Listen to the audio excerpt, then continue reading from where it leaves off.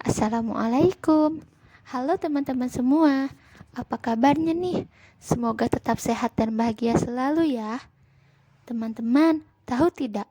Meskipun ilmu ekonomi belum berusia lebih dari 2 abad, namun pembahasan dan analisis tentang masalah ekonomi telah berlangsung lama loh.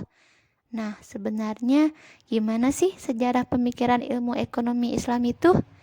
Dan siapa aja ya tokoh-tokoh pemikir Islam yang luar biasa hebat menyumbangkan ide dan pemikirannya dalam ekonomi Islam saat ini. Penasaran kan? Yuk simak video berikut ini. Ilmu ekonomi sebagaimana yang kita kenal saat ini mulai terbentuk di Eropa pada abad ke-18. Namun, analisis ekonomi memiliki garis keturunan yang lebih panjang. Pemikiran ekonomi pada mulanya muncul dari upaya masyarakat untuk mencari solusi dari berbagai permasalahan ekonomi. Dengan begitu, ekonomi dipraktikkan jauh sebelum teori ekonomi muncul. Kegiatan ekonomi selalu berpedoman pada pemikiran ekonomi. Dan pemikiran ekonomi merupakan cerminan dari kondisi ekonomi itu sendiri. Lalu apa sih urgensinya kita mempelajari sejarah pemikiran ekonomi? Yuk kita bahas urgensi mempelajari sejarah pemikiran ekonomi Islam. Yang pertama, dapat memberikan sebuah wawasan untuk pengembangan ilmu ekonomi itu sendiri maupun sebagai bagian dari sejarah intelektual dengan cakupan yang lebih luas. Yang kedua, sepanjang sejarah ada banyak pemikiran ekonomi yang cenderung dilupakan. Dengan mempelajari sejarah ekonomi akan membantu para ekonom menemukan kembali berbagai ide dan pemikiran ekonomi yang hebat. Yang ketiga, penelusuran sejarah pemikiran ekonomi juga diperlukan untuk bisa menganalisis problematika ekonomi yang muncul di tengah umat saat ini. Dan yang terakhir, dengan mempelajari sejarah pemikiran ekonomi Islam, maka diharapkan dapat ditemukan kembali berbagai. Tahukah kamu, ternyata ada kesenjangan besar atau great gap dalam sejarah pemikiran ekonomi. Sejak awal, penulis sejarah pemikiran ekonomi cenderung mengabaikan kontribusi cendekiawan Muslim. Mereka memulai sejarah ekonomi dengan kisah para filsuf Yunani dan dari pendapat beberapa pendeta Kristen. Kemudian, analisis ekonomi ini melompat ke abad pertengahan ketika Eropa keluar dari kegelapan. Lompatan sejarah ini mengakibatkan adanya jurang yang lebar sekitar 5 abad lamanya. Tepatnya, ini adalah periode ketika masyarakat Muslim memimpin di sebagian besar belahan dunia dengan mendirikan kerajaan yang kuat, menciptakan perekonomian yang maju, dan berkontribusi pada kemajuan budaya dan sains. Pada dasarnya, pemikiran ekonomi Islam berusia sama tuanya dengan Islam itu sendiri. Sepanjang 14 abad sejarah Islam telah ditemukan kesinambungan karya tentang isu-isu ekonomi yang dibahas dalam kajian syariat. Pemikiran dan tradisi ekonomi yang sejalan dengan nilai-nilai Islam ini telah dijalankan sejak masa Rasulullah SAW dan Khulafa Rasyidin pada sekitar abad ke-7 Masehi. Bukti pemikiran ekonomi Islam di zaman Rasulullah adalah adanya tradisi dan praktek pelarangan riba dan berbagai transaksi terlarang yang diganti oleh Rasulullah SAW dengan akad dan transaksi yang sesuai syariat.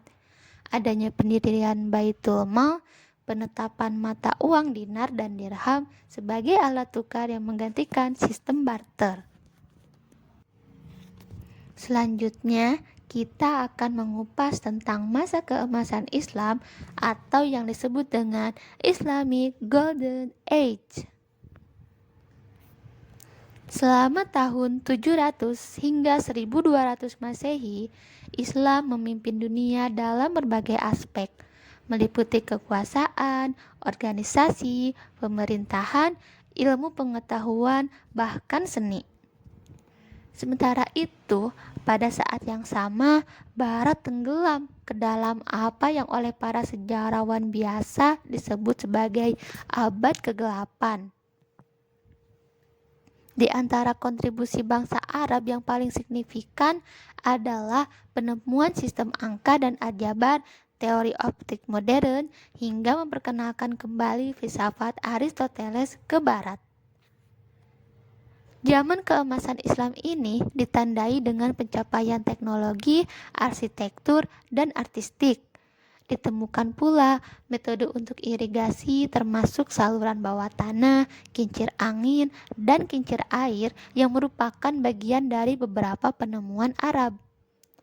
Bahkan saat ini keajaiban arsitektur Arab dan objek seni unik dapat dikagumi di banyak negara. Contohnya yang ada di Spanyol Selatan.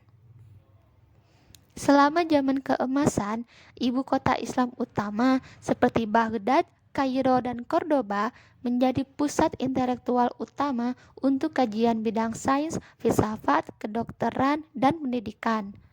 Pemerintah sangat melindungi cendekiawan. Para ilmuwan dan penerjemah terkenal pada masa itu, seperti Hunain ibnu Ishaq, dengan memberikan gaji yang diperkirakan setara dengan para atlet profesional saat ini. Selanjutnya, kita kenalan sama tokoh cendekiawan Islam yuk. Salah satu cendekiawan Muslim yang dapat mewakili tradisi Muslim adalah Al-Farabi, 870 hingga 950 Masehi.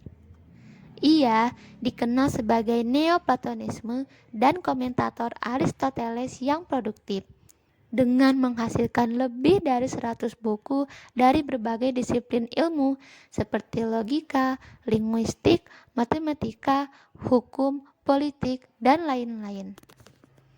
Selain itu, kita juga tidak bisa mengabaikan kontribusi Al-Ghazali, yaitu seorang cendekiawan Muslim yang hidup sesaat sebelum Aquinas.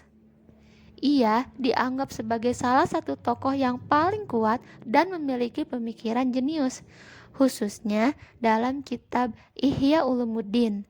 Dan masih banyak lagi cendekiawan Muslim lainnya yang berpengaruh besar terhadap ilmu pengetahuan saat ini loh.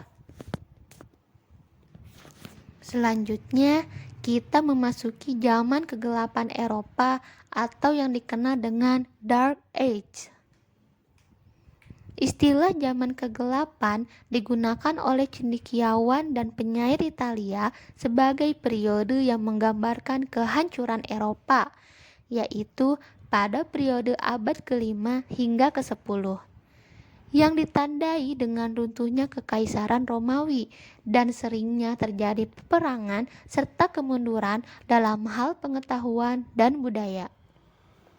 Dengan runtuhnya pemerintahan Romawi yang terpusat di barat, maka perdagangan, infrastruktur, ilmu pengetahuan, hingga keamanan menurun drastis. Selama abad-abad Eropa yang kosong, banyak kontribusi cendekiawan Muslim yang memungkinkan untuk mengisi celah tersebut, yaitu melalui perjalanan, terjemahan, tradisi lisan, perdagangan, maupun penyebaran budaya. Baik, telah sampailah kita di penghujung video. Mohon maaf atas segala kekurangan yang terdapat di dalam video. Semoga video ini dapat bermanfaat sebagai edukasi dan menambah pengetahuan kita tentang sejarah pemikiran ekonomi oleh para cendekiawan Muslim yang sering terlupakan. Terima kasih kepada teman-teman semua yang telah menyaksikan video ini. Sampai jumpa di lain kesempatan. Stay safe, stay healthy, and stay happy. Kami pamit undur diri. Wassalamualaikum warahmatullahi wabarakatuh.